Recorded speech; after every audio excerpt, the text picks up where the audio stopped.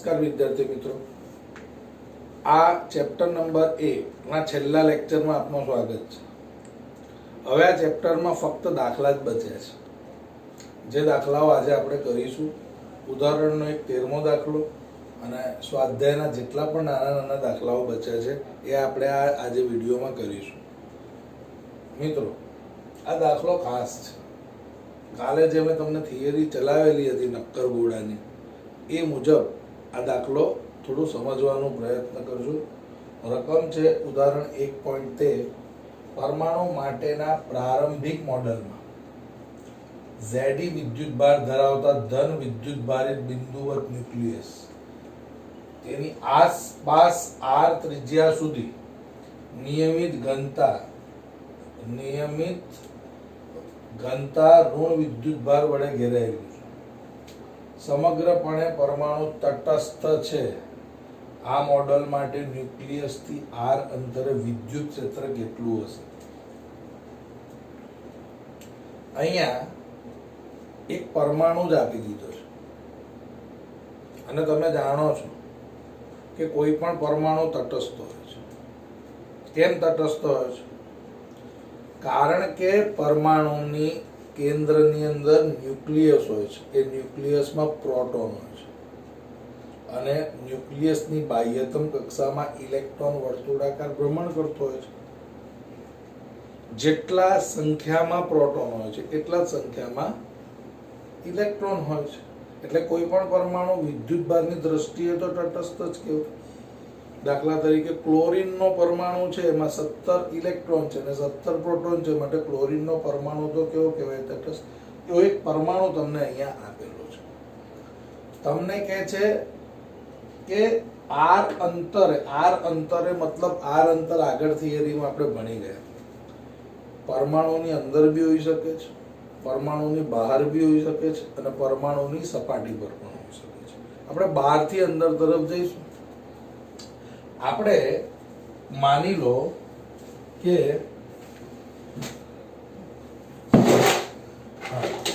આપણે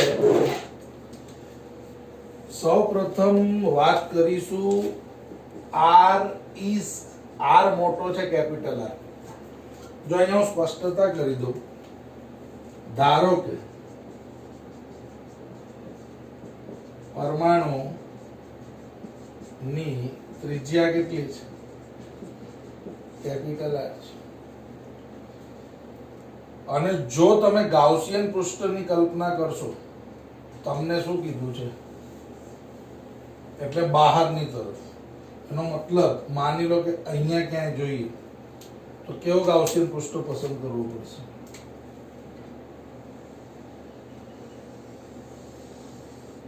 આ ત્રિજ્યા ધરાવતો પસંદ કરવો પડશે. જુઓ,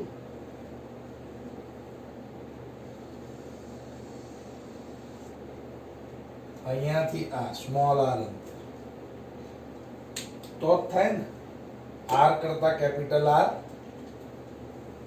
નાનો છે. હવે આમાં છે ને બહુ કોમ્પ્લિકેશન નહીં કરીશ દાખલામાં, કેમ કે જે રેફરન્સ બુકમાં બહુ કોમ્પ્લિકેશન થયા છે દાખલામાં. જુઓ, સિમ્પલ સમજો. મેં અહીંયા ગાઉસિયન પૃષ્ઠ પસંદ કર્યું.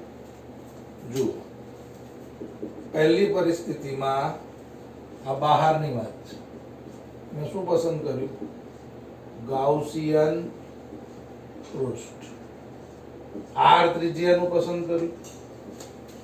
બરાબર છે. r ત્રિજ્યાનું મેં ગાઉસિયન પૃષ્ઠ પસંદ કર્યું. અને તમને મિત્રો મેં શું સમજાવ્યું છે? ગાઉસિયન પૃષ્ઠ પસંદ કરીએ તો આ સૂત્ર હું લખી શકું છું, સંકલન ઓફ EdA બરાબર Q બાય એપ્સિલોન નોટ. છે ને? એટલે E સંકલન of dA is equal to Q by epsilon naught. E અહીંયા ત્રિજ્યા કેટલી લીધી છે આપણે? R, એટલે ક્ષેત્રફળ થાય અને અહીંયા આવશે Q by epsilon naught. A ની વેલ્યુ કેટલી? 4πr². r અંતર છે ને કેન્દ્રથી, અને Q કેટલું છે બાળકો? Q 0 છે. કેમ 0 છે? જો ભાઈ કોઈ બી પરમાણુના કેન્દ્રમાં જેટલા ધન હોય એટલા જ ઋણ હોય બહાર, અહીંયા સ્પષ્ટતા કરી છે કે અહીંયા તમારો વિદ્યુતભારની દ્રષ્ટિએ તટસ્થ પરમાણુ છે. વિદ્યુતભારની દ્રષ્ટિએ તટસ્થ પરમાણુનો મતલબ શું થાય? જેટલા ધન હોય એટલા ઋણ હોય, એનો મતલબ પરિણામી વિદ્યુતભાર તો 0 થશે. એટલે અહીંયા હું આવું કરી શકું છું મિત્રો, E A બરાબર 0 બાય એપ્સિલોન નોટ. તો E બરાબર બધું 0 થઈ જાય, એ પણ નીચે જાય તો 0 થઈ જાય. એનો મતલબ આ પરમાણુના કેન્દ્રથી બહાર સ્મોલ r જેટલા અંતરે વિદ્યુત ક્ષેત્ર ઇઝ ઓલવેઝ 0. સમજો છો? કોઈ કે સપાટી પર કેટલું થાય? ફટાફટ r is equal two capital R એટલે સપાટી કહેવાય મિત્રો. હું સપાટી પર જ ગાઉસિયન પૃષ્ઠની કલ્પના કરી લઉં છું. તો મારી પાસે કુલ વિદ્યુતભાર 0 ક્યાં સુધી છે? કેન્દ્રથી લઈને સપાટી સુધી જ છે. સપાટી સુધી બી મારા માટે q ઇઝ ઇક્વલ ટુ તો 0 જ છે, કેમ કે કેન્દ્રથી સપાટી સુધી કોણ છે? તો કેન્દ્રથી સપાટી સુધી જેટલા ધન વિદ્યુતભાર છે એટલા જ ઋણ વિદ્યુતભાર છે.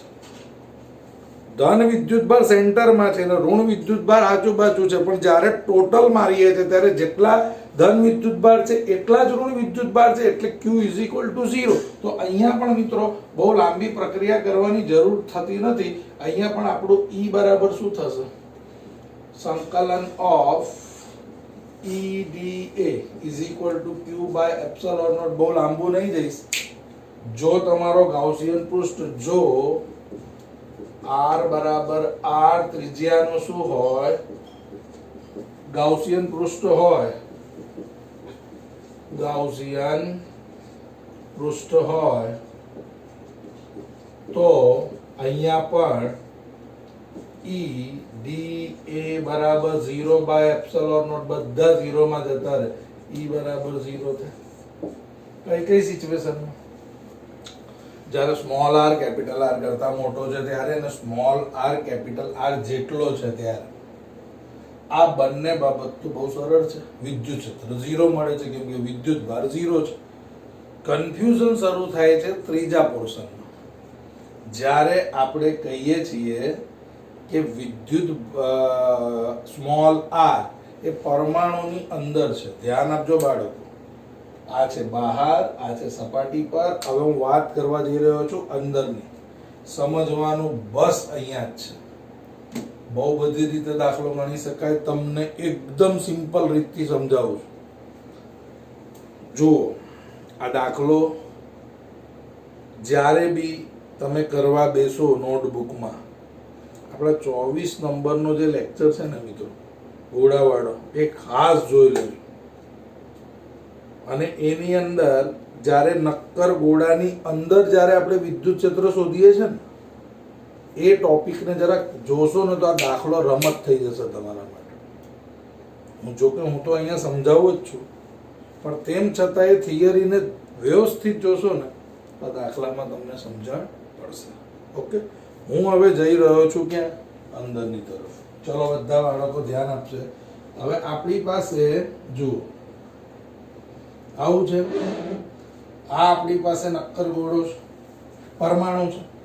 પરમાણુની અંદર r જેટલા અંતરે હું પસંદ કરું છું. મિત્રો ખાસ સમજજો, r તો હું અહીંયા આવું લખી શકું છું બાળકો કે નંબર 3 માં r કરતા કેપિટલ R મોટો છે ને અંદરની વાત છે ને. હવે સમજો, અહીં ગાઉસિયન પૃષ્ઠની ત્રિજ્યા કેટલી છે? r. જોજો, હમણાં લખીશ ને ત્યારે તમને આઈડિયા આવશે. સંકલન of EDA is equal to q by epsilon naught. બાળકો, શું અહીંયા વિદ્યુત ભાર q મળે છે? નહીં. શું મળે છે? q dash. હવે આમાં કન્ફ્યુઝન શું છે જુઓ, સમજો. આ એક પરમાણુ છે જેની ઉપર માની લો કે ઋણ વિદ્યુતભાર વિતરિત થયેલું છે આખા પરમાણુ ઉપર. સમજો, એના સેન્ટરમાં ન્યુક્લિયસમાં એટલા જ ધન વિદ્યુતભાર છે, એટલે આ પરમાણુ વિદ્યુતભારની દ્રષ્ટિએ તટસ્થ થઈ ગયો. હવે પ્રોબ્લેમ ક્યાં આવે છે મિત્રો? તમને વિદ્યુત ક્ષેત્ર અહીં કેન્દ્રથી લઈને અહીંયા સુધીનું માંગેલું છે. જોજો, કેન્દ્રથી લઈને અહીંયા સુધીનું માંગેલું છે તો મિત્રો આટલા એરિયામાં ધન વિદ્યુતભાર તો 100% હશે, બધા જ આવી જશે. પણ ઋણ વિદ્યુતભાર કેટલા ઉડી જશે? આ બધા ઋણ વિદ્યુતભાર ઉડી જશે. જોઈ લો, ખ્યાલ આવે છે હું શું બોલું છું? ધન વિદ્યુતભાર તો ન્યુક્લિયસની અંદર છે, એનો મતલબ બધા જ છે. 100 માની લો કે 100 ધન વિદ્યુતભાર છે અને 100 ઋણ વિદ્યુતભાર છે, તો 100 ધન વિદ્યુતભાર તો રહેશે, પણ આટલા પોર્શનનો ઋણ વિદ્યુતભારમાંથી 40 ઋણ વિદ્યુતભાર તો નીકળી ગયા, એટલે ઋણ વિદ્યુતભાર કેટલા છે? 60 જ છે.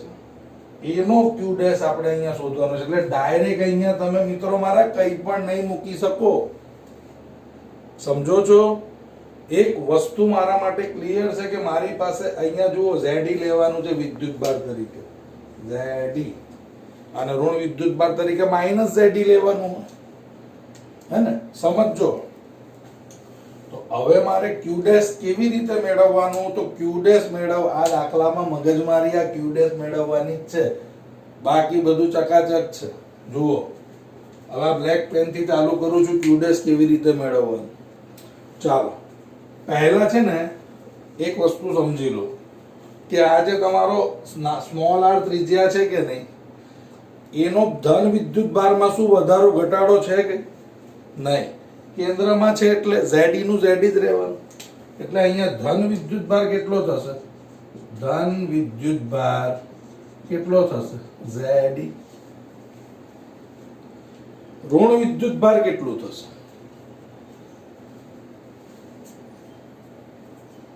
ચલો, પહેલા આખા માટે વાત કરું. જો હું વાત અહીંયા કરવા જઈ રહ્યો છું ઋણ વિદ્યુતભાર માટે, હું આવું લખી શકું છું. જો ગોળો છે મિત્રો, એટલે શું લઈશ? કદ લઈશ. કદ માટે શું લઈશ? કદ ઘનતા.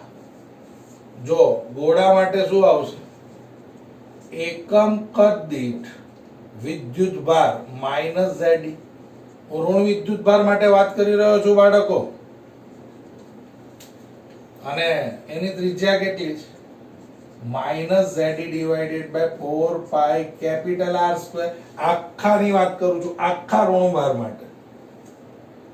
પણ શું મને આખા ઋણભાર માટેનું કામ છે? મને તો પેલું સ્મોલ r માટેનું જ કામ છે.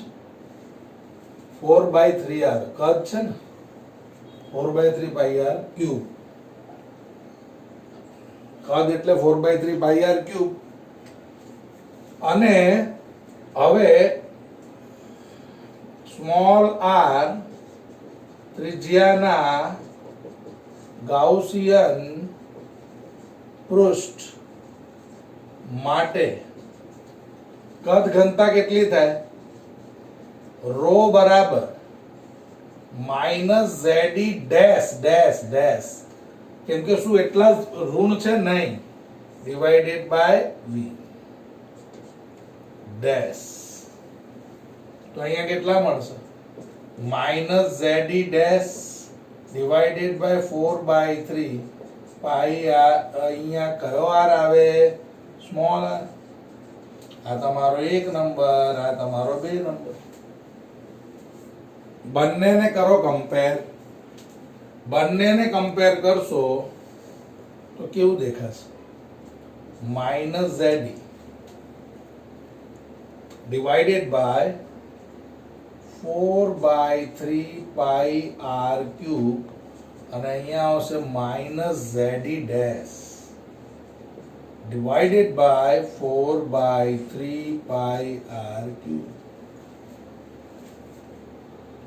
હવે કેટલાક મહાનુભાવ શું કરે ખબર, ઝેડી ઉડાવી નાખે, અલા મારા ભાઈ ડેશ છે નહીં ઉડે, 4/3 4/3 પાઈ આ તો ઉડી જાય. મને કામ કોનું છે, નવા આ આખા ગોળા માટે ઋણ વિદ્યુતભાર ઝેડી કહેવાય, તો આના માટે શું કહેવાય, ઝેડી ડેશ. એટલે મને ઝેડી ડેશ નું કામ છે. તો ઝેડી ડેશ ને જો હું સૂત્રનો કરતા બનાવું તો શું થાય, ઝેડી ડેશ બરાબર ઝેડી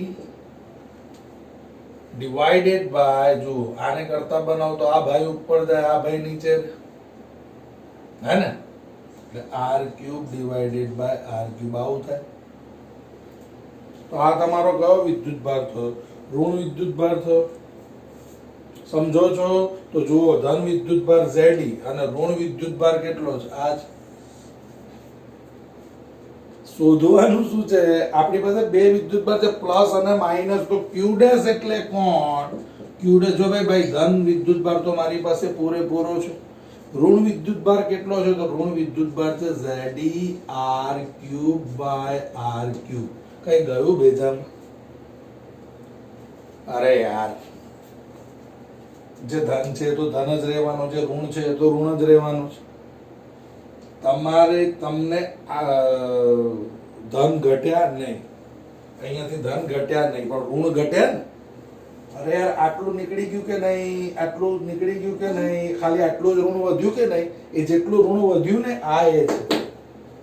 અને એ કેવી રીતે મળે છે, આ રીતે મળે છે, અને આ રીતે સમજવાનું છે. એટલે હવે તમારી પાસે ગોળા પર ક્યુ ડેશ કેટલું છે, તો ભાઈ પ્લસ તો 100% છે, અને માઇનસ જેટલા વધ્યા એટલા. સમજો છો, એ આપણે ક્યુ ડેશ માં મૂકવાનું છે. તો અહીંયાથી મિત્રો શું થાય, ઝેડી કોમન નીકળી જાય, તો વધે શું, 1 - r³ ડિવાઇડેડ બાય r³. થાય આવું ડન. આજે મારી પાસે મિત્રો કોણ છે, ક્યુ ડેશ છે. આજે મારી પાસે કોણ છે, ક્યુ ડેશ. હા, બરાબર છે. હવે શું કરશું, હવે હું શોધીશ આ જો સંકલન, આનો પ્રોબ્લેમ હતો, સંકલન of EDA is equal to Q dash by epsilon naught. E તો E છે, સંકલન ઓફ DA બરાબર Q dash કેટલું છે, જુઓ Q dash છે મારી પાસે Z છે, E છે, 1 - r³ ડિવાઇડેડ બાય r³ અને છેદમાં એપ્સિલોન નોટ. સંકલન ઓફ DA એટલે ક્ષેત્રફળ આવે, EA બરાબર ZE બાય એપ્સિલોન નોટ. અહીંયા આવે 1 - r³ ડિવાઇડેડ બાય r³. ક્ષેત્રફળ એટલે 4. જો અહીંયા કોનો ક્ષેત્રફળ આવે, ગાઉસિયન પૃષ્ઠ. ગાઉસિયન પૃષ્ઠનું ત્રિજ્યા કેટલી છે, સ્મોલ r, એટલે ક્ષેત્રફળ છે, ક્ષેત્રફળ 4πr². એટલે અહીંયા આવશે E 4πr² ZE divided by epsilon naught 1 - r³ by r³. Done. આ નીચે જાય તો Z છે, E છે, 4 છે, પાઈ છે, r² છે, એપ્સિલોન નોટ છે, 1 - r³ by r³ થાય આવું, હે ને.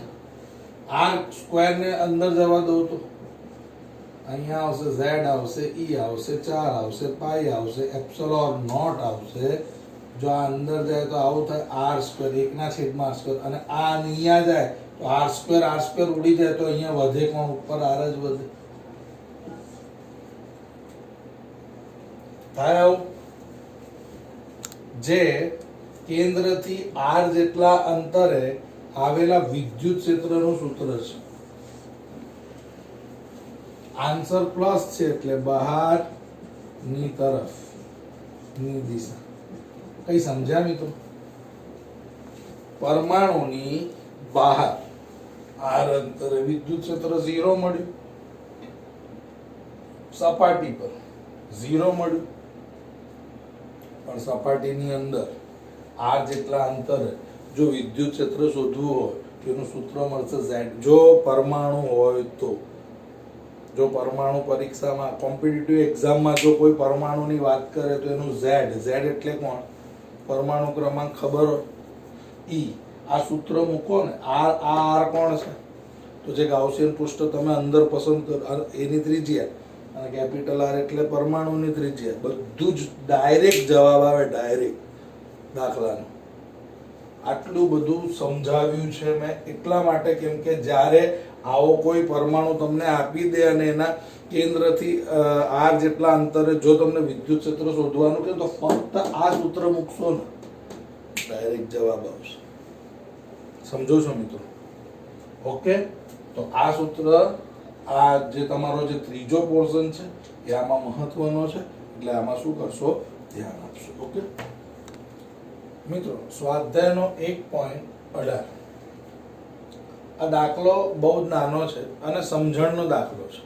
રકમ જુઓ, આકૃતિમાં દર્શાવ્યા મુજબ 10 સેન્ટીમીટર બાજુવાળા એક ચોરસના કેન્દ્રથી, આ ચોરસ દેખાય છે, એના કેન્દ્રથી, આ ચોરસ છે માની લો, એના કેન્દ્રથી બરાબર 5 સેન્ટીમીટર ઉપર 10 માઇક્રોકુલમનો બિંદુ જોઈ લો. તો આ ચોરસ માની લો અહીંયા છે, એના કેન્દ્રથી 5 સેન્ટીમીટર અંતરે અહીંયા જે Q લખ્યું છે ને ત્યાં વિદ્યુતભાર કેટલો છે? 10 માઇક્રોકુલમ.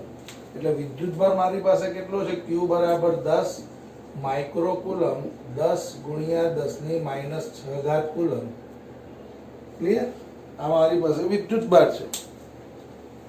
ચોરસમાંથી વિદ્યુત ફ્લક્સનું મૂલ્ય કેટલું થશે? ચોરસમાંથી વિદ્યુત, આ ચોરસના વિદ્યુત ફ્લક્સનું મૂલ્ય. તો આવું કહે ને એટલે પણ આ ખાસ વાંચવાનું આ છે કે ચોરસને 10 સેન્ટીમીટર ઘનની એક બાજુ તરીકે લેતા. ઘન એટલે સમઘન. આપણે આ ચોરસનું શોધવાનું છે મિત્રો. જુઓ, કોઈ Q વિદ્યુતભાર છે ને, એની Q માંથી વિદ્યુત ક્ષેત્ર રેખા આમ પણ નીકળે, આમ પણ નીકળે, આમ પણ નીકળે. 6 બાજુ થાય, 2 ને 2 4 ને 2 6. એમાંથી એક નીચેની બાજુનું આપણે ફ્લક્સ શોધવાનું છે. મળી જાય. સિમ્પલ સૂત્ર છે, યાદ કરો. અહીંયા આપણને એપ્સિલોન નોટ ની વેલ્યુ કેટલી છે? એપ્સિલોન નોટ ની વેલ્યુ છે ફિક્સ 8.85 × 10⁻⁻12 છે એપ્સિલોન નોટ ની વેલ્યુ. ઓકે, સૂત્ર સીધું મૂકો. phi બરાબર qy એપ્સિલોન નોટ છે આવું સૂત્ર. phi બરાબર q બાય પણ આ જે ફ્લક્સ છે સમઘન માટે, એ સમઘનમાંથી કેટલી બાજુને તમારે ધ્યાનમાં લેવાની છે? ફક્ત એક બાજુ લેવી. સમઘનમાં કેટલી બાજુ આવે? 6. તમારે અહીંયા કોનો ફ્લક્સ આનો મેળવવાનો છે, બરાબર? કોઈ એક ચોરસની બાજુનું આપણે ફ્લક્સ શોધવાનું છે. એટલે અહીંયા છઠ્ઠા ભાગનું મળે કે નહીં ફ્લક્સ? જો મને એવું કે ભાઈ આખા સમઘનનું ફ્લક્સ કેટલું, તો હું શું કરીશ? Q બાય એપ્સિલોન નોટ મૂકું. પણ મને એવું નથી કહેતા મિત્રો, મને શું કહે છે? કોઈ એક બાજુનું, એક બાજુ એટલે આનું ફ્લક્સ શોધવાનું કહે છે. તો ટોટલ બાજુ કેટલી છે? 6. છઠ્ઠા ભાગનું ફ્લક્સ થશે, સિમ્પલ. અથવા તો તમે ફ્લક્સ શોધ્યા બાદ ડિવાઇડેડ બાય 6 કરો તો બી જવાબ આવી જાય, કેમ કે એક પોર્શનનું ફ્લક્સ એટલે છઠ્ઠા ભાગનું ફ્લક્સ થાય. એટલે અહીંયા તમારી વેલ્યુ થશે, Q ની વેલ્યુ 10 ગુણ્યા 10⁻⁷ કુલમ, અને અહીંયા આવશે 6 ગુણ્યા 8.85 ગુણ્યા 10⁻12. હવે આનો ગુણાકાર જ્યારે તમે કરો ને તો તમને મળશે 0.1832 × 10⁻⁻6 12 +6 આવે બાળકો. 12 ઉપર જાય તો કેટલા થશે? +12. +12 માંથી 6 જાય તો +6. એક ડિજિટ જો હું અહીંયા ખસું છું તો 1.8832 ઇન્ટુ 10⁵ ન્યૂટન મીટર સ્ક્વેર પ્રતિ કુલમ થશે. કદાચ તમને જે જવાબ ચોપડીમાં આપ્યો છે ને એ આ નહીં હોય, પણ સાચો જવાબ આ જ છે, ભૂલ છે, એટલે થોડું ધ્યાન રાખજો. આ તમને છે ને મિત્રો છઠ્ઠા ભાગનું ફ્લક્સ મળ્યું. જો તમને એવું કહે કે આખા સમઘનનું કેટલું, તો ઇન્ટુ 6 કરશો ને એટલે આખા સમઘનનું મળશે. ઓકે, તો આ તમને ફ્લક્સ મળે છે ફક્ત અહીંયા આ વિદ્યુત ભાર દ્વારા. જે અહીંયા વિદ્યુત ક્ષેત્ર રેખા જાય છે ને એના દ્વારા આ બાજુને મળતું ફ્લક્સનું આ વેલ્યુ છે, મૂલ્ય છે. ઓકે, સ્વાધ્યાયનો 1.19, સ્વાધ્યાયનો 1.20, સ્વાધ્યાયનો 1.21 ઝડપથી કરીશું. સૂત્ર આવડે તો દાખલા આવડે. જો અહીંયા શું કીધું છે, 9 સેન્ટીમીટરની ધારવાળા એક ઘનાકાર ગાઉસિયન સપાટીના કેન્દ્ર પર 2 માઇક્રોકુલમ વિદ્યુતભાર રહેલો છે. તો આ સપાટીમાંથી કુલ વિદ્યુત ફ્લક્સ કેટલું? જુઓ શું છે. હવે આ એક ફટાફટ આકૃતિ દોરીએ તમને સમજણ પડે એટલી. આ એક શું છે, ઘનાકાર ગાઉસિયન સપાટીના કેન્દ્ર પર, બરાબર. આ બધા 9 સેન્ટીમીટરના છે, બધા 9 સેન્ટીમીટરના છે. પણ આ 9 સેન્ટીમીટરની આપણને કોઈ જરૂર જ નથી મિત્રો, કેમ કે અહીંયા તમને વિદ્યુત ભાર કેટલો આપેલો છે, કેન્દ્ર પર 2 માઇક્રોકુલમ, ક્યુ બરાબર 2 માઇક્રોકુલમ વિદ્યુત ભાર આપેલો છે. 2 માઇક્રોકુલમ એટલે 2 ગુણ્યા 10⁻6 કુલમ થશે, હે ને. અને તમને માંગેલું છે ફ્લક્સ કેટલું છે, અને તમે જાણો છો એપ્સિલોન નોટ એટલે 8.85 ઇન્ટુ 10⁻12 ફ્લક્સ શોધવાનું છે. તો phi બરાબર q by epsilon naught. q ની વેલ્યુ કેટલી છે મારી પાસે? q ની વેલ્યુ છે 2 ગુણ્યા 10⁻6 અને એપ્સિલોન નોટ ની વેલ્યુ 8.85 ઇન્ટુ 10⁻12 થાય. તો અહીંયા જ્યારે આપણે આનું ગણતરી કરીએ છીએ ત્યારે આપણને મળે છે 0.226 ઇન્ટુ 10⁻12 ઉપર જાય તો 12 માંથી 6 જાય તો 6 વધે, બરાબર છે. એક ડિજિટ આમ ખસીશું તો 2.26 ગુણ્યા 10⁵ ન્યૂટન મીટર સ્ક્વેર પ્રતિ કુલમ સ્ક્વેર. આ તમારો જવાબ આવશે. આટલું ફ્લક્સ મળશે આપણને 9 સેન્ટીમીટર ના સમઘન ના કેન્દ્ર. એક વાત સમજો, ફ્લક્સ શોધવાનું છે. ફ્લક્સ ક્યારે અંતર પર આધાર રાખતો જ નથી. આ વધારે સમજાવવા માટે આ દાખલામાં ધ્યાન આપો. ખબર પડે તો સીધું સૂત્ર છે. જુઓ હું શું બોલ્યો હમણાં એ આ દાખલો સમજાવે છે. જુઓ 10 સેન્ટીમીટર ત્રિજ્યા ધરાવતો ગોળાકાર ગાઉસિયન સપાટી ના, જુઓ આ 10 સેન્ટીમીટર ની ત્રિજ્યા છે. જુઓ 10 સેન્ટીમીટર ની ત્રિજ્યા છે. ગોળાકાર ગાઉસિયન સપાટી 10 સેન્ટીમીટરની ગોળાકાર ગાઉસિયન સપાટીના કેન્દ્ર પર મૂકેલ બિંદુવત વિદ્યુતભાર. ચલો આના ઉપર બિંદુવત વિદ્યુતભાર મૂકેલો છે q, બરાબર છે. તેની સપાટીમાંથી -10⁻³ ન્યૂટન મીટર સ્ક્વેર પ્રતિ કુલમ શું મળે છે તમને? આ શું આપ્યું છે? ફ્લક્સ આપી દીધું.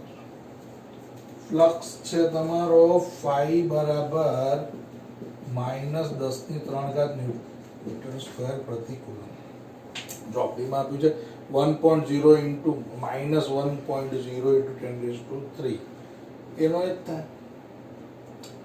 સવાલ શું છે કે જો ગાઉસિયન સપાટીની ત્રિજ્યા બમણી કરવામાં આવે તો સપાટીમાંથી કેટલું ફ્લક્સ પસાર થાય? આ સવાલ, દાખલો બધું બહુ મહત્વનું છે. આ સ્ટેટમેન્ટને સમજશો તો આગળ ફાયદો થશે. તમને કહે છે કે આ જે તમારો હતો ને મિત્રો, શું કહેવાય, ગોળાકાર ગાઉસિયન સપાટી, આજે આપણે માની લો કે ગોળાકાર ગાઉસિયન સપાટી, એની અહીંયા q વિદ્યુતભાર કેન્દ્ર પર હતો અને એનું ફ્લક્સ હતું આ. હવે માની લો કે એનું જો હું ફ્લક્સ ગાઉસિયન પૃષ્ઠ બમણું શું કરું, બિંદુવત જો ગાઉસિયન સપાટીની ત્રિજ્યા બમણી કરવામાં આવે, આ પહેલા કેટલી હતી r હજુ r એટલે બમણી થઈ ગઈ, તો સપાટીમાં કુલ કેટલું ફ્લક્સ પસાર થાય? મિત્રો ફ્લક્સ એ વિદ્યુત ભાર પર આધાર રાખે છે. phi is equal to q divided by epsilon naught. phi is equal to q divided by epsilon naught. phi is proportional to q. જેમ જેમ જેમ જેમ વિદ્યુત ભાર વધતો જાય તેમ તેમ તેમ તેમ ફ્લક્સ પણ વધતો જાય. ફ્લક્સ છે ને મિત્રો કેન્દ્રથી અંતર પર આધાર રાખતું નથી. ખ્યાલ આવે છે? તમે અહીંયા બમણી કરો, 4 ગણી કરો, ફ્લક્સની વેલ્યુમાં કોઈ પરિવર્તન નહીં આવે. એટલે આ જવાબ, જો ગાઉસિયન સપાટીની ત્રિજ્યા બમણી કરવામાં આવે, જવાબ તમારે નોટમાં લખવાનું. જો ગાઉસિયન સપાટીની ત્રિજ્યાને બમણી કરવામાં આવે તો સપાટીમાંથી કુલ ફ્લક્સ કેટલું? એટલું ને એટલું જ પસાર થાય, -10⁻³ ન્યૂટન મીટર સ્ક્વેર પ્રતિ કુલમ. કારણ કે ફ્લક્સ વિદ્યુત ભાર પર આધાર રાખે છે, કેન્દ્રથી સપાટી સુધીના અંતર પર આધાર રાખતો નથી. ક્લિયર? બીજું શું કીધું છે? બિંદુવત વિદ્યુત ભારનો, તો આ જે વિદ્યુત ભાર છે ને મિત્રો નું મૂલ્ય કેટલું હશે? તો પૂરો થઈ ગયો દાખલો. phi બરાબર q બાય એપ્સિલોન નોટ, હે ને? તો q બરાબર કેટલું થાય? phi into epsilon naught. phi ની વેલ્યુ -10⁻³ એપ્સિલોન નોટ ની વેલ્યુ 8.85 ઇન્ટુ 10⁻⁻12 થાય. 12 માંથી 3 જાય તો અહીંયા લખું છું, ધ્યાન આપજો બાળકો. q બરાબર -8.85 તો રહેશે જ, અને 12 માંથી 3 જાય તો 10⁻⁻9 કુલમ, અને 10⁻⁻9 નેનોમીટર કહેવાય, નેનોમીટર. એટલે -8.85 નેનો કુલમ વિદ્યુત ભાર. બરાબર છે? મૂલ્ય કેટલું છે? -8.85 ઇન્ટુ 10⁻⁻9 કુલમ, 8.85 નેનો કુલમ. અને વિદ્યુત ક્ષેત્રની દિશા ક્યાં છે? અંદરની તરફ. જોઈ લો, ઋણ છે, માઇનસ. પ્લસ હોય તો ક્યાં નીકળે? વિદ્યુત ક્ષેત્ર રેખા બહાર. પણ ઋણ હોય તો ક્યાં આવે? અંદરની તરફ. એટલે અહીંયા વિદ્યુત ક્ષેત્રની દિશા ક્યાં આવે? માઇનસ જવાબ છે. માઇનસ નો મતલબ શું થાય? અંદરની તરફ. ધન હોય તો બહારની તરફ. આ અંદરની તરફ મળશે. યાદ રાખજો મિત્રો, એ માં શું આવશે? ફ્લક્સમાં કોઈ ફેરફાર થાય નહીં. કેમ ભાઈ? કેમ કે મિત્રો વિદ્યુત ભાર પર આધાર રાખે છે ફ્લક્સ. કોના પર આધાર નથી રાખતો? અંતર પર આધાર નથી રાખતો. નંબર 2, બિંદુવત વિદ્યુત ભાર કેટલું મળે? તો phi બરાબર q by epsilon naught. q બરાબર phi એપ્સિલોન નોટ. બધી વેલ્યુ મૂકો તો મળે. આ મૂલ્ય મળ્યું. 10⁹ હટાવી દઉં તો નેનો કુલમ થઈ જાય. પણ ક્ષેત્ર રેખા ક્યાં છે? જવાબ માઇનસમાં આવ્યો, માટે અંદરની તરફ, પ્લસમાં આવે તો બહારની તરફ. ઓકે, હવે આપણે જઈશું 1.21 પર. સ્વાધ્યાયનો 1.21. 10 સેન્ટીમીટર ત્રિજ્યાના એક વાહક ગોળા પર. વાહક ગોળાની ત્રિજ્યા કેટલી છે મિત્રો? 10 સેન્ટીમીટર. 11 વિદ્યુત ભાર છે. ગોળાના કેન્દ્રથી 20 સેન્ટીમીટર દૂર. તો ગોળા કેટલા અંતરે લેવાનું છે? r બરાબર 20 સેન્ટીમીટર. તો 20/100 કરું તો મીટર થાય. તો કેટલા આવશે? 2 × 10⁻⁻1 મીટર. ના બિંદુ વિદ્યુત ક્ષેત્ર કેટલું? તો વિદ્યુત ક્ષેત્ર તમને અહીંયા આપી દીધું છે બાળકો, -1.5 10⁻³ ન્યૂટન પ્રતિ કુલમ. અંદરની તરફ હોય છે. આ તો સમજવાની વાત છે. તો ગોળા પરનો કુલ વિદ્યુત ભાર કેટલો? q શોધવાનું છે. ડન. શું આપણને આવું કઈ સૂત્ર ભણી ગયા છીએ વિદ્યુત ક્ષેત્રનું? આપણે E બરાબર kq બાય r². સીધું મળી જશે. q ને સૂત્રનો કરતા બનાવો. તો આવશે ER²/k. E કેટલું છે? -1.5 ગુણ્યા 10⁻3.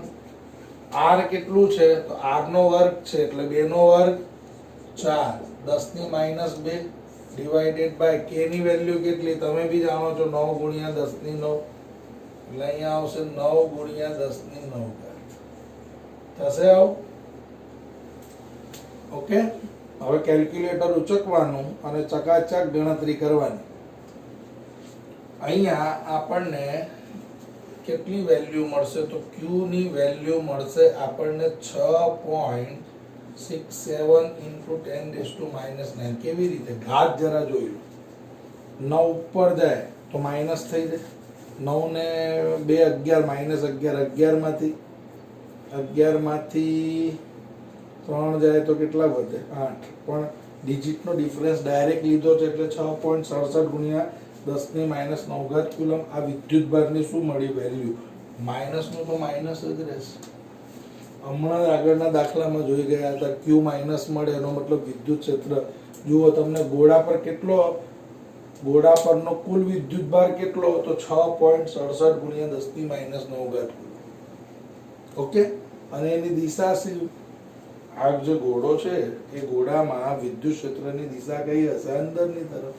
નેગેટિવ છે તો અંદરની તરફ, પોઝિટિવ હોય તો બહારની તરફ. એટલે અહીંયા હું આવું લખી 10⁹ ને હટાવી દઉં છું, 6.67 નેનો કુલમ ચાલે. અને વિદ્યુત ક્ષેત્ર રેખાની દિશા ક્યાં હશે? અંદરની તરફ. તો એ સિમ્પલ દાખલો છે. ઓકે. સ્વાધ્યાયનો 1.22. 2.4 મીટર વ્યાસ ધરાવતો, વ્યાસ કેટલું છે? 2.4 મીટર. મને મિત્રો વ્યાસનું કામ નથી, મને ત્રિજ્યાનું કામ છે. તો અહીંયા આવશે R બરાબર 2.4 ડિવાઇડેડ બાય 2 એટલે કે 1.2 મીટર ત્રિજ્યા. એક સમાન વિદ્યુત ભારિત ગોળા પર વિદ્યુત ભારની પૃષ્ઠ ઘનતા, મિત્રો લેમ્બડા એટલે રેખીય ઘનતા, સિગ્મા એટલે પૃષ્ઠ ઘનતા અને રો એટલે કદ ઘનતા. તમને અહીંયા આપી છે પૃષ્ઠ ઘનતા એટલે સિગ્મા. અહીંયા આપી છે 80 માઇક્રોકુલમ પ્રતિ મીટર સ્ક્વેર. તો અહીંયા કેટલું આવે? 80 ગુણ્યા 10⁻⁶ કુલમ પ્રતિ મીટર સ્ક્વેર. માઇક્રો છે. તો નંબર 1, ગોળા પરનો વિદ્યુત ભાર Q શોધવાનું છે આપણે. નંબર 2, ગોળાની સપાટીમાંથી બહાર જતું વિદ્યુત ફ્લક્સ I પણ આપણે શું કરવાનું છે? શોધવાનું છે. ઓકે. હવે જુઓ, તમને મિત્રો આવું કઈ ભણાવેલું? જુઓ અહીંયા તમને ભણાવેલું પૃષ્ઠ ઘનતા એટલે શું? પૃષ્ઠ ઘનતા સિગ્મા ઇઝ ઇક્વલ ટુ એકમ ક્ષેત્રફળ દીઠ વિદ્યુત ભાર. યાદ છે? હે? અને ક્ષેત્રફળ એટલે શું? 4πr². શોધવાનું છે Q. તો Q ને સૂત્રનો કરતા બનાવો તો સિગ્મા ઇન્ટુ A થાય. સિગ્મા તો સિગ્મા છે અને A એટલે 4πr² થશે. સિગ્મો કેટલો છે આપણી પાસે? 80 ગુણ્યા 10⁻⁶ ગુણ્યા 4 ગુણ્યા 3.14 ગુણ્યા ત્રિજ્યા કેટલી છે ભાઈ? ત્રિજ્યા કેપિટલ R મેં લીધી. તો અહીંયા પણ શું લખીશ? Capital R. અને અહીંયા લખીશ 1.2 મીટરનો સ્ક્વેર. ઓકે. તો બધા વેલ્યુની કેલ્ક્યુલેટર દ્વારા ફટાફટ શું કરવાની? ગણતરી કરવાની. તો આપણને વેલ્યુ મળશે 1.45 ગુણ્યા 10⁻³ કુલમ. ફટાફટ ગણતરી કરશો એટલે વેલ્યુ મળશે. આ એક વસ્તુ થઈ. હવે તમને કહ્યું છે કે ભાઈ અમને તો ફ્લક્સ બી જોઈએ. બીજા પોર્શનમાં ગોળાની સપાટીમાંથી બહાર જતું કુલ ફ્લક્સ શોધો. ફ્લક્સ શોધવા માટે બાળકો શું કરવું પડશે? ફ્લક્સ શોધવા માટે ફ્લક્સનું સૂત્ર phi બરાબર q બાય એપ્સિલોન નોટ. તો q ની વેલ્યુ કેટલી છે હમણાં જ મળી તાજી 1.45 into 10 raised to minus 3 અને એપ્સિલોન નોટ ની વેલ્યુ કેટલી આવે 8.85 into 10 raised to minus 12 થાય. અને આની જો આપણે ગણતરી કરીએ મિત્રો તો ગણતરી મળશે 0.163 into 10 raised to 9. 12 માંથી 3 જાય તો 9 એટલે 1.63 into 10 raised to શું મળશે આપણને 8 ન્યૂટન મીટર સ્ક્વેર પ્રતિ કુલમ આ ફ્લક્સ મળશે. સમજો છો? તો આ છે તમારો 1.22. આ બધા દાખલાઓ સૂત્રો આપણે ઓલરેડી જોઈ ગયા છીએ. ઓકે, સમજો છો મિત્રો? હવે આપણે જઈશું 1.23 પર. સ્વાધ્યાયનો 1.23. હવે આ દાખલો મિત્રો જો તમારે સમજવો હોય ને તો તમારે થિયરી પર જવું પડે. આપણે સ્પેશિયલ થિયરી તમને ભણાવેલી છે. અનંત લંબાઈના તારથી આર જેટલા અંતરે ઉદ્ભવતા વિદ્યુત ક્ષેત્રનું સૂત્ર, બરાબર છે. અને અનંત લંબાઈના તાર માટેનું સૂત્ર આપણે મેળવેલું છે વિદ્યુત ક્ષેત્રનું.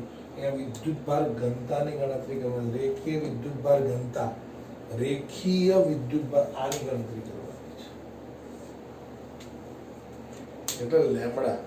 પૃષ્ઠ વિદ્યુત ભાર ઘનતા હોય તો સિગ્મા, કદ વિદ્યુત ભાર ઘનતા હોય તો રો.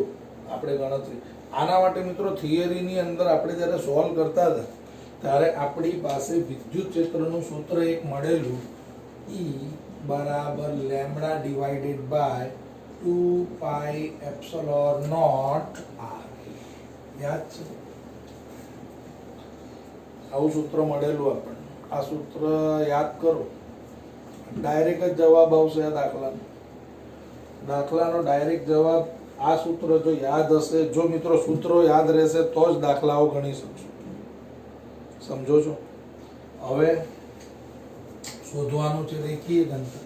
તો લેમ્ડા આપણે શું કરવાનું છે? શોધવાનું છે. એક અનંત લંબાઈનો રેખીય વિદ્યુત ભાર 2 સેન્ટીમીટર અંતરે, r બરાબર કેટલા છે? 2 સેન્ટીમીટર એટલે 2 ગુણ્યા 10⁻²² મીટર, 9 ગુણ્યા 10⁴ ન્યૂટન પર. વિદ્યુત ક્ષેત્ર કેટલું આપ્યું છે તમને? 9 ગુણ્યા 10⁴ ન્યૂટન પ્રતિ કુલમ. રેખીય વિદ્યુત ભાર ઘનતા ગણો. રેખીય વિદ્યુત ભાર ઘનતા એટલે લેમ્ડા. ક્લિયર? હવે જોશો તો તમે મિત્રો અહીંયા હું લેમ્ડાને E બરાબર કેટલા આવશે? Lambda divided by 2 pi epsilon naught r. Epsilon naught એટલે 8.85 into 10 raised to minus 12.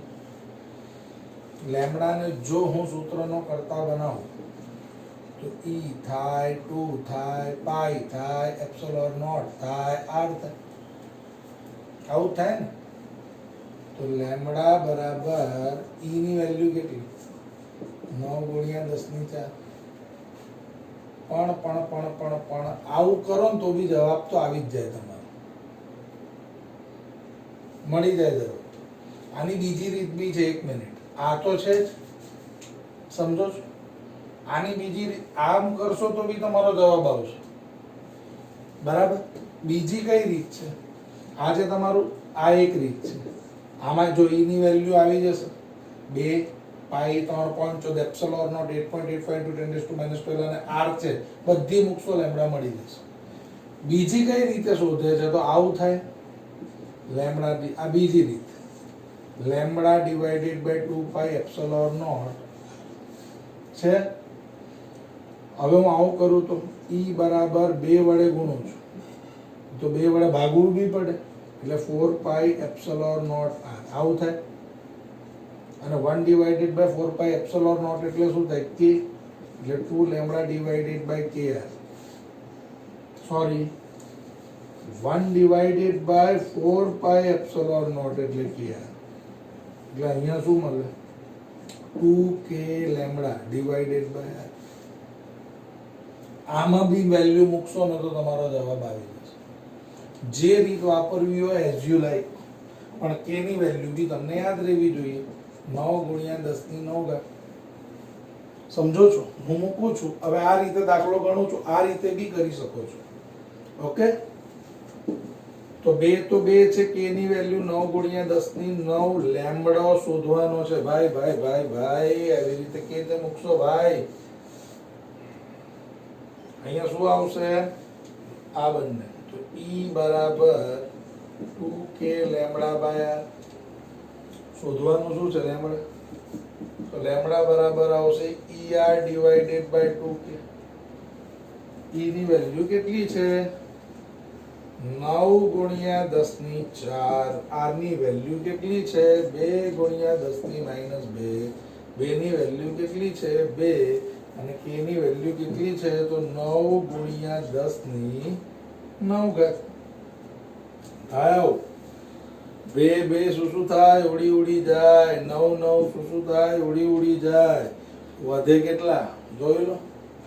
આ નવડો ઉપર જાય, માઈનસ નવડો થઈ જાય, માઈનસ નવડો માઈનસ બગડો -11. 11 માંથી 4 જાય તો બોલો ભાઈ, 11 માંથી 4 જાય તો 10 ની -7.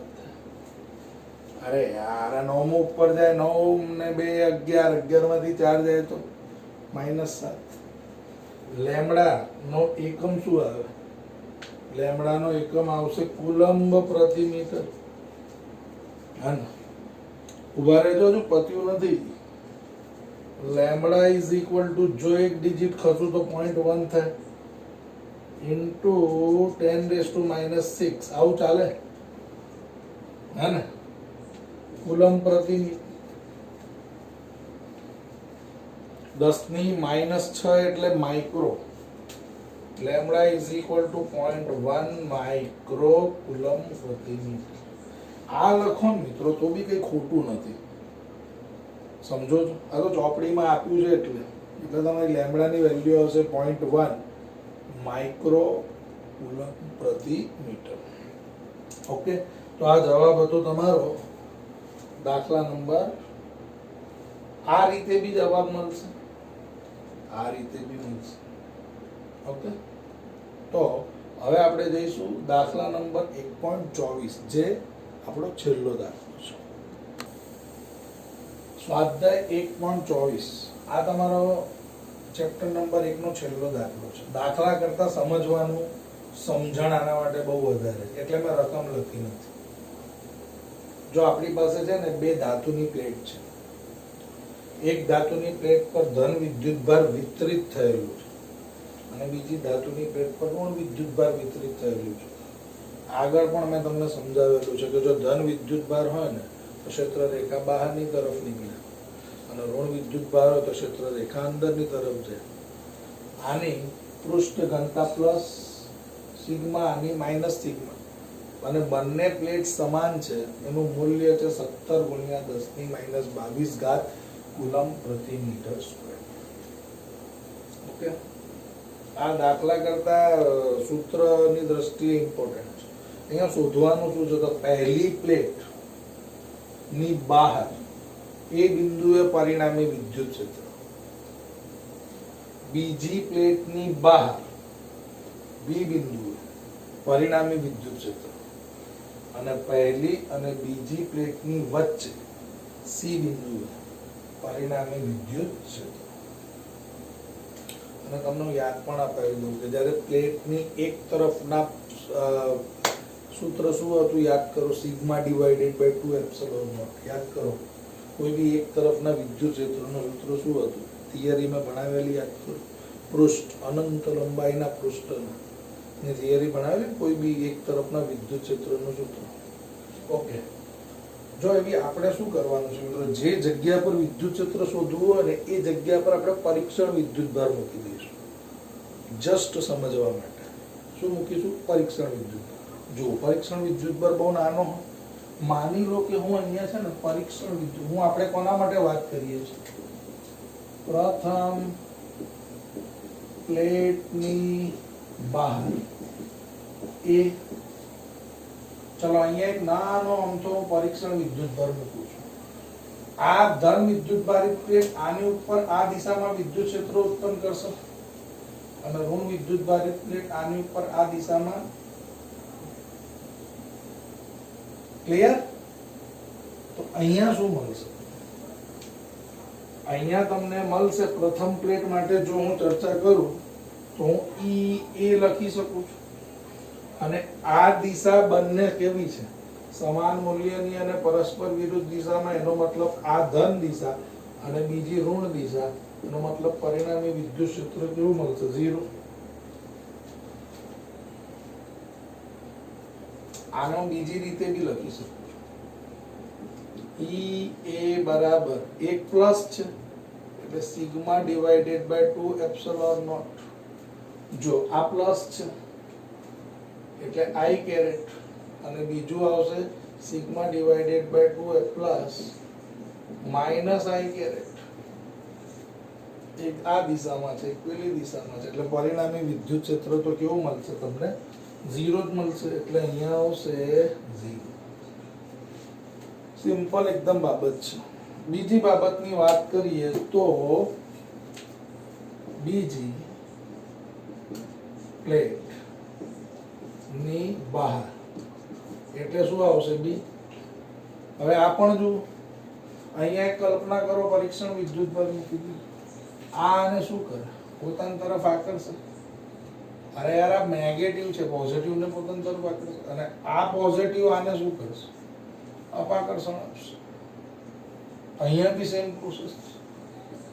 E B બરાબર E minus is equal two 0. અહીંયા બી હું લઈ શકું છું E B બરાબર, ચલો આ ધન દિશા, ધન દિશામાં વિદ્યુત ક્ષેત્ર કેટલું કહેવાય? કોઈ બી એક તરફનું વિદ્યુત ક્ષેત્ર કેટલું મળે? Sigma divided by 2 epsilon naught I અને બીજી બાજુ plus sigma divided by 2 epsilon naught minus I. તો E B કેટલું મળશે? 0. ઓકે. અને ત્રીજું સી બિંદુ માટે જોજો. અહીંયા હું પરીક્ષણ વિદ્યુત ભાર મૂકું છું તો પ્લસ ક્યાં જશે? આ બાજુ. અને માઇનસ ક્યાં જશે? પ્લસ અપાકર્ષણ, માઇનસ આકર્ષણ. બંને એક જ દિશામાં છે, ધન x દિશા. એટલે બંને પ્લેટ ની વચ્ચે સી પર કેટલું મળે? તો EC બરાબર E પ્લસ E એક જ દિશા છે, ધન x દિશા છે ને. તો શું મળશે? Sigma divided by 2 epsilon naught, sigma divided by 2 epsilon naught. અડધો અડધો આખું. એટલે અહીંયા મળશે તમને EC બરાબર સિગ્મા બાય એપ્સિલોન નોટ. સિગ્માની વેલ્યુ કેટલી છે? સિગ્માની વેલ્યુ છે આપણી પાસે 17 ગુણ્યા 10 ની માઇનસ 22 અને epsilon naught 8.85 into 10 raise to minus 12 થશે. અને આની ગણતરી કરો. ગણતરી કરશો તો શું આન્સર મળશે? 1.92 ગુણ્યા 12 ઉપર જાય તો જોઈ લો પ્લસ 12. 22 માંથી 12 જાય કેટલા વધે? 10 ની માઇનસ 10 ઘાત ન્યૂટન પ્રતિ કુલમ. દિશા કઈ? I caret. કઈ ખ્યાલ આવ્યું? આ દાખલો મહત્વનો નથી.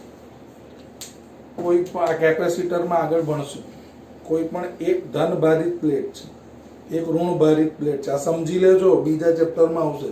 એક ધન ભારિત પ્લેટ છે, એક ઋણ ભારિત પ્લેટ છે. આ બંને પ્લેટની બહાર વિદ્યુત ક્ષેત્ર હંમેશા 0 હોય અને પ્લેટની અંદર વિદ્યુત ક્ષેત્ર કેટલું હશે? Sigma divided by epsilon naught. આ ખાસ યાદ રાખવાનું છે. દાખલો તો ગણાવવાનો જ. દિશા ધન x દિશા. આની આ પ્લેટની બાજુ, ધન પ્લેટની બહાર વિદ્યુત ક્ષેત્ર 0. હવે હું લખી શકું છું ધન પ્લેટની બહાર વિદ્યુત ક્ષેત્ર 0, ઋણ પ્લેટની બહાર વિદ્યુત ક્ષેત્ર 0 અને અહીંયા તમારું વિદ્યુત ક્ષેત્ર આવશે sigma by epsilon naught. Okay મિત્રો, તો આજે દાખલાઓ બહુ બધા આપણે કર્યા છે.